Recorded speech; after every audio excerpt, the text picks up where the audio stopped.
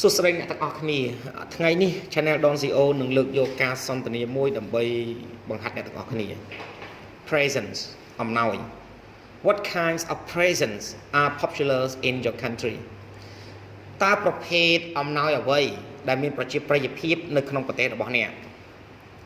It depends on the receivers For children toys are the best choice For yacht souvenirs are recommended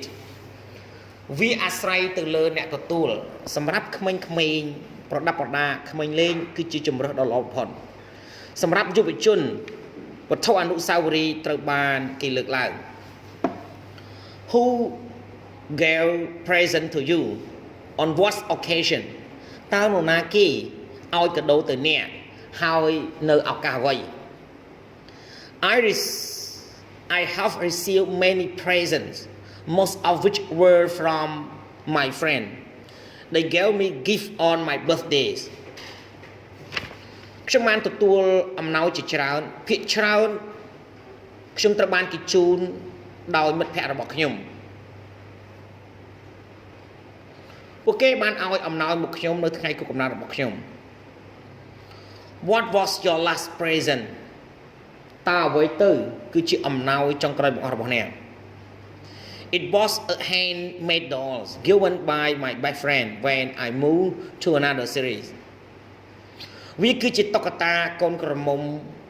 ដែលធ្វើដោយដៃមួយបានឲ្យមកខ្ញុំដោយមិត្តល្អបំផុតរបស់ខ្ញុំនៅពេលដែលខ្ញុំបដូរទៅទីក្រុងមួយផ្សេងទៀត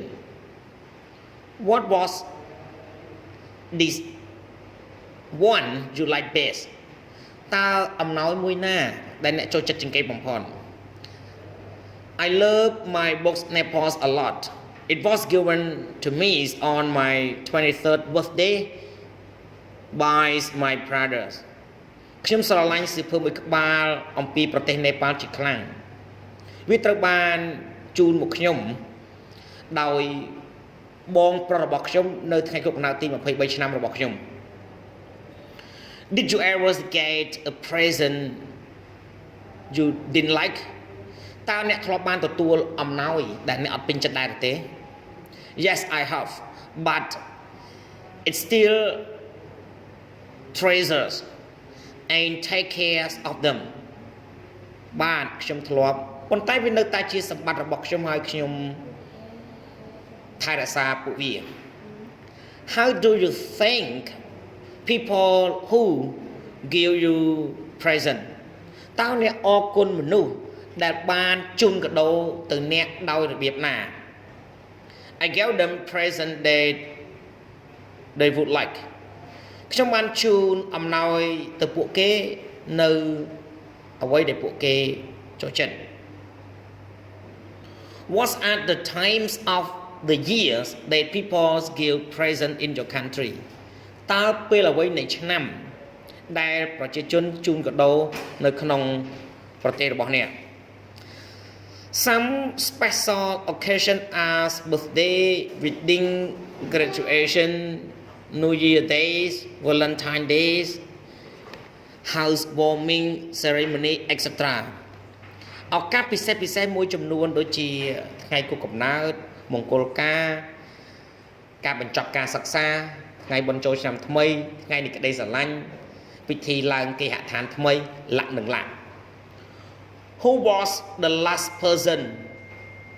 you gave a present to តើនរណាគេគឺជាមនុស្សចុងក្រោយដែលអ្នកបានជូនអំណោយ My mom I bought her a coat on a business trip to Bangkok ម្ដាយរបស់ខ្ញុំបានទិញអាវធំមួយទៅគាត់នៅពេលដែលខ្ញុំមានដំណើរទស្សនកិច្ចមុខចំនួនមួយនៅក្នុងទីក្រុងបាងកក Is giving present important in daily lifeតើការជូនអំណោយ